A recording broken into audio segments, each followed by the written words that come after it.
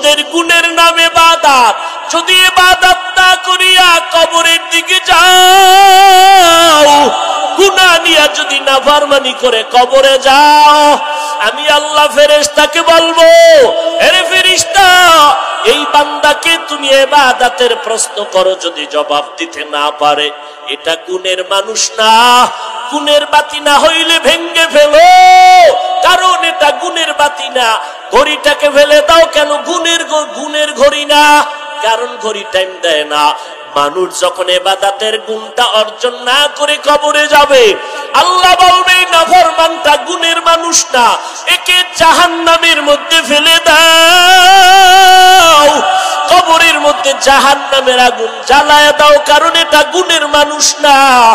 এই বেগুনা এই বান্দাটা গুণের ইবাদত করে নাই, অতএব তার মোটেও কোনো ছাড় দেওয়া হবে না। আমি আল্লাহ গুণের জন্য বানাইলাম, ইবাদত করবে, ইবাদতের পদ্ধতি শিক্ষা দেওয়ার জন্য নবী পাঠাইলাম, ওলামায়ে কেরাম পাঠাইলাম। এই বান্দাদেরকে ওলামায়ে কেরাম পায়ে ধরে ধরে ধরে ধরে ইবাদতের আমলের বয়ান করে নাই। এই বান্দা মানে নাই, এখন আর দেরি না, এই নাফরমানকে মজা বুঝায় দাও। নিজে দুনিয়াতে মাস্তানি করে বলতো, দাড়ি নিজেও রাখতো না, যারা রাখতো তাদেরকেও পছন্দ করতো না, এত বড় নিমক হারাম। নিজেও পর্দা করতো না, যারা পর্দা করতো তাদেরও পছন্দ করতো না, নিজেও হালাল খাইতো না, যারা হালাল খাইতো তাদেরও দেখতে পারতো না, নিজেও পাগড়ি পরতো না, যারা পাগড়ি পরতো তাদেরও পছন্দ করতো না। এই রকম একদল ডবল কপাল পরা সমাজে আছে না নাই? এরা সিঙ্গেল না ডবল? নিজেও নামাজ পড়ে না, অন্যেরা নামাজ পড়ে তাও পছন্দ, নিজেও জিকির করে না, অন্যেরা আল্লাহর জিকির করে তাও পছন্দ করে না, আছে না নাই? নিজেও বান্দা হালাল খায় না, যারা হালাল ভাবে উপার্জন করে তাদেরকেও পছন্দ করে না। এই মানুষগুলোকে আল্লাহ বলবে এরা গুণের মানুষ না, এদের জন্য জাহান্নাম বানায় রাখলাম। কবরের ভেতরে কে পীর, কে মাওলানা, কে মুফতি, কোনো ভেদাভেদ নাই। ওই অন্ধকার কবরে সাদা কাপড়ের প্যাকেট হইয়া যখন তুমি যাইবা, ওই কবরে আমাকে আপনাকে সবাইকে মাত্র তিনটা প্রশ্ন করা হবে। রবের পরিচয় দাও, ধর্মের পরিচয় দাও, রহমাতুল লিল আলামিনের পরিচয় দাও। এই তিনটা প্রশ্নের জবাব যদি কেউ দিতে পারে, নবী বলেন তার কবর হবে রওজাতুম মির রিয়াজিল জান্নাহ। আর যারা জবাব দিতে পারবে না, তাদের কবর হবে হুফরাতুম মিন হুফারিন নার। এরে আল্লাহর বান্দারা, আমি শুরুতেই বলেছি ইবাদত করার মানে চাকরি ছেড়ে দাও, লেখাপড়া বন্ধ করে দাও, না না। লেখাপড়া যারা করো, চাকরি করো, বাধা নাই। ও বান্দা, তুমি ব্যবসা করো, বাধা নাই। তবে আমার আল্লাহর হুকুম মতো চলো, 5 বেলার নামাজ পড়ো। আমার আল্লাহ কয় দিন আর রাত মিলাইয়া 24টা ঘন্টার প্যাকেট করে তোমারে পাঠায় দিলাম। আমি আল্লাহ মাত্র 2টা ঘন্টা আলাদা করে দিলাম। 22টা ঘন্টা তুমি তোমার কাছে ব্যয় করো, ব্যবসায় লাগাও। মাত্র 2 ঘন্টা সময় তোমার কল্যাণে আমি আল্লাহর রাস্তায় ব্যয় করো। তাও একত্রে দেওয়ার দরকার নাই, কারণ তোমার হাতে একত্রে 2 ঘন্টা সময় বের করা কষ্ট। আমি আল্লাহ আসান করে দিলাম।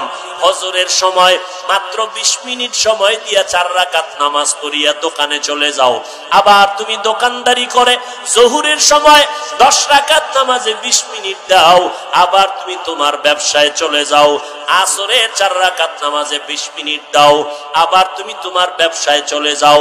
মাগরিবের 5 রাকাতে 20 মিনিট দিয়া আবার তুমি দোকানে চলে যাও। এশার 9 রাকাত নামাজে 20 মিনিট দাও, এরপরে তুমি ঘরে যাও। স্ত্রী, পরিবার, সন্তানের সময় দাও, আবার তুমি ঘুম থেকে উঠা 4 রাকাত নামাজ আদায় করো। মাত্র 2টা ঘন্টা সময় 20 মিনিট করিয়া চাইলাম, এর বিনিময়ে আমি আল্লাহ তোমার যা প্রয়োজন সব দিয়া দিলাম। আল্লাহ কেন মানুষ বানাইছেন? আল্লাহ বলেন ওয়ামা খালাকুতুল জিন্না ওয়াল ইনসা ইল্লা লিয়াবুদুন।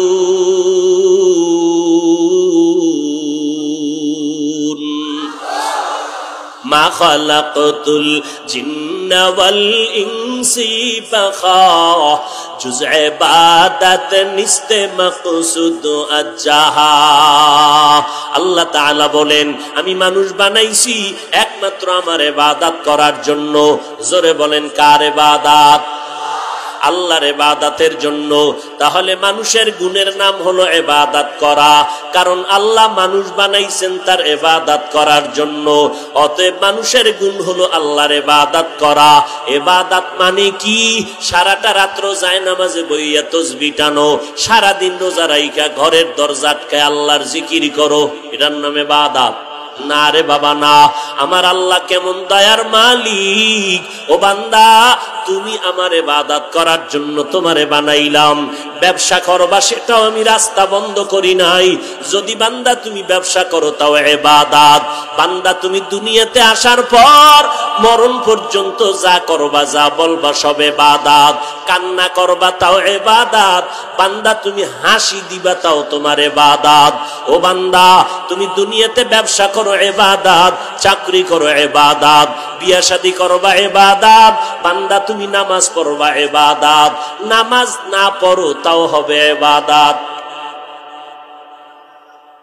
রোজা রাখা যেমন ইবাদত, রোজা না রাখাটাও ইবাদত। বলে এই কথাগুলো পেছনে কোনো খোলা ময়দানের কথা না, আগা মাথায় দুইটা শর্ত দিয়া পেছ লাগানো আছে, বেঁধে দেওয়া আছে দুইটা শর্ত। ও বান্দা, দুনিয়াতে যা করবা যা বলবা সব হবে আমার আল্লাহর সন্তুষ্টির জন্য।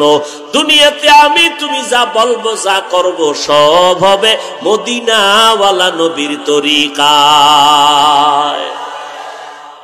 আল্লাহর মোহাব্বতে নবীর তরিকা মতে বান্দা আপনি ব্যবসা করবেন ইবাদত, বান্দা আপনি চাকরি করবেন তাও ইবাদত। আল্লাহর মোহাব্বতে নবীর তরিকায় কান্না করবেন ইবাদত, হাসবেন তাও ইবাদত। আল্লাহর মোহাব্বতে নবীর তরিকায় আপনি খানা খাবেন ইবাদত, খানা না খাওয়াটাও ইবাদত। আল্লাহর মোহাব্বতে নবীর তরিকায় রোজা রাখা যেমন ইবাদত, রোজা না রাখাটাও ইবাদত। কেউ যদি কয় 30টা রোজা রাখলাম রমজানে, আজকে ঈদের দিনও রোজা রাখবো, ইবাদত। কেন? নবীজির তরিকায় নাই। এই জন্য আল্লাহর মোহাব্বতে রোজা রাখবেন নবীর তরিকা মতো হলে ইবাদত। রোজা রাখা যেমন ইবাদত, ঈদের দিন রোজা না রাখাটাই ইবাদত। আল্লাহর মোহাব্বতে নবীর তরিকায় 5 বেলার নামাজ পড়েন, ইশরাক ওয়া বিন চাষ পড়বেন ইবাদত। আল্লাহর মোহাব্বতে নবীর তরিকায় সূর্য উঠার সময় নামাজ না পড়াটাই হলো ইবাদত। ও আল্লাহর বান্দা, আল্লাহর মোহাব্বতে নবীর তরিকায় ব্যবসা করবেন ইবাদত। আল্লাহর মোহাব্বতে নবীর তরিকায় আপনি চাকরি করেন ইবাদত, বিয়া শাদী করবেন ইবাদত, ডাক্তারি পড়বেন ইবাদত, ইঞ্জিনিয়ার হবেন ইবাদত, লেখাপড়া করবেন তাও হবে ইবাদত। দুইটা শর্তের বিনিময়ে আমি ডাক্তারি পড়ি, আমি ইঞ্জিনিয়ারিং পড়ি, আমি একজন সাংবাদিক হব, এই জন্য লেখাপড়া করি। আল্লাহর নবী কয় আল্লাহর মোহাব্বত নিয়ে নবীর তরিকায় যদি ডাক্তারি পড়ো ইবাদত। বলে তা কেমনে হবে? বলে লেখাপড়া করবা ঠিকই, আমার আল্লাহকে ভুলা যাবে না, নামাজ ছাড়া যাবে না, কোনো আলেমের বিরুদ্ধে যাওয়া যাবে না, নবীর তরিকার বাইরে চলা যাবে না, মা বাবার অবাধ্য হওয়া যাবে না, উলামায়ে কেরামের পরামর্শ এরপরে মা বাবার দোয়া নিয়ে তোমার চলতে হবে।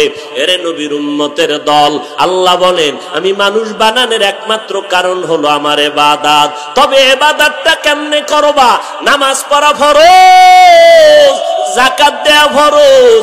কেমনে নামাজ আদায় করবেন, কেমনে যাকাতটা দিবেন, এই জন্য কিছু নিয়ম কানুন আসেনি। নিয়ম পদ্ধতি জানার জন্য লাগবে কোরআন।